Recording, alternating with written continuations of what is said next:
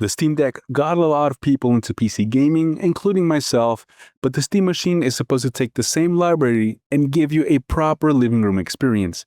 So how much better is it when you actually start playing games? I tested Assassin's Creed, Black Flag Resynced, Oblivion Remastered, Metal Gear Solid Delta, and Arc Raiders on both my Steam Machine and my Steam Deck to find out. One game pushed the machine to 100% GPU usage, another reached its frame rate cap with almost 40% of the GPU still unused, so let me show you where the upgrade is obvious and where the number gets a little bit more complicated. So before I actually started testing, there was one claim that actually kept coming up. So the Steam Machine was said to be roughly 6 times more powerful than the Steam Deck. Now, when you look at the hardware, you can see where the estimate comes from, right? The deck has an 8 compute unit RDNA 2 GPU that shares a handheld power budget, right? The Steam Machine has 28 RDNA 3 compute units with much more power and also 8 GB of dedicated video memory. Now, in raw FP32 compute, it is roughly 8.8 teraflops against 1.6 for the Steam Deck. That is about 5.5 times on paper before accounting for the newer CPU, dedicated VRAM, and newer architecture. But I was not expecting every game to actually show 6 times the frame rate. Some of that extra power goes toward higher resolution and better settings. Games can also hit CPU limits, engine limits, or frame caps first, right? I have seen heavier, more GPU-bound games like Black Myth Wukong and also Crimson Desert get much closer to that 5 to 6x performance, so the performance is there under the right workload. It just doesn't scale that way for every game. These are not perfect apples-to-apples comparisons. On each game, I ran what makes sense for that device, right? Meaning that my deck settings and machine settings are not always identical. The workloads are close in some games and very different in others, and I will call that out as we go. Now for Assassin's Creed Black Flag, this gives us the cleanest results. So on my Steam Deck, running the game at 800p with the lowest settings in FSR performance, I average roughly 40 to 60 frames per second, depending on the area. On my Steam Machine, I ran that built-in benchmark at 720p with FSR performance, frame generation off, VSync off, and no frame rate limit. It averaged 87 frames per second. The 1% low was 54, the 0.1% low was 45, and GPU usage reached 100% during the run. That works out to roughly 1.5 to 2.2 times the deck's frame rate. The settings do not perfectly match. My deck was on the lowest preset at 800p, while the machine reports a custom preset at 720p. Still, this was the strongest comparison because the machine GPU was fully loaded. Now, Oblivion Remastered is a different story. Now, on my deck, testing outdoors at 720p with low settings and balanced upscaling, I average around 25 to 35 FPS. My Steam Machine footage runs at around 38 to 43 FPS, but I am using a 1440p output, medium settings, FSR3 performance, and frame generation. So those numbers should not be divided into a multiplier.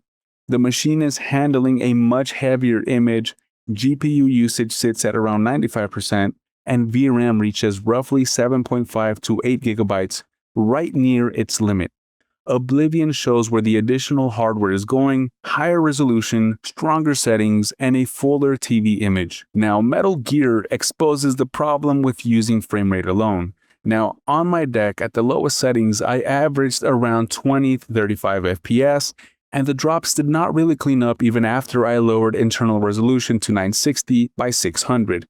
At deck style settings, the Steam Machine reached the game's 60 FPS ceiling while using only around 62% of its GPU and roughly 58 watts. Almost 40% of the GPU was still unused, but the game only offers a 30 or 60 FPS limit. At my normal 1440p setup, it still holds 60 FPS with FSR performance, medium shadows and global illumination, high textures, and ultra bloom. GPU usage then rises to roughly 95 to 98%. That is the important part. So at lower settings, the cap hides the machine's remaining performance, and at 1440p, the headroom is used to improve the image while maintaining 60 FPS. Now in Arc Raiders, on my deck at 800p with low settings, I average roughly 40 to 60 FPS depending on the fight, right? At similar display settings on the Steam machine, my two captured show 112 and 106 FPS, or roughly 109 across that sample. And that places it at around 1.8 to 2.8 times that deck performance. But GPU usage was only 83 to 84%, so the game appears to hit a CPU or engine limit before the GPU actually reaches its maximum. Now at the settings that I would actually use, Arc Raiders runs at around 65 FPS at a 1440p output with a high preset and FSR performance. GPU usage does rise to between 96 and 98%, so once again, the improvement is not only a larger FPS number, it is moving from an 800p low experience to 1440p high while remaining around 60 FPS. So what do these tests actually tell us? In Assassin's Creed Black Flag and Arc Raiders, the frame rate difference landed between roughly 1.5 and almost 3 times the deck. Metal Gear reached its cap before the machine ran out of GPU power, while Oblivion was running a much heavier 1440p setup. Valve's 6-time figure makes sense as an approximate hardware comparison, but it is not a universal FPS multiplier. In actual games, the machine spends much of that extra power moving from the deck's 800p target to a stronger 1440p presentation. Now honestly, that is a difference that I noticed. It feels like a faster Steam Deck and more like taking the Steam library to the TV without immediately dropping everything too low, right? Now my full Steam Machine review is coming next, and that video will include longer gameplay from each game, SteamOS, emulation, and the problems that I have run into using it every day. But for now, which result surprised you the most? Also, for more gaming hardware news and updates, check out savage.com. I'm Ed Saavedra, thanks for hanging out guys, and I will catch you all in the next one.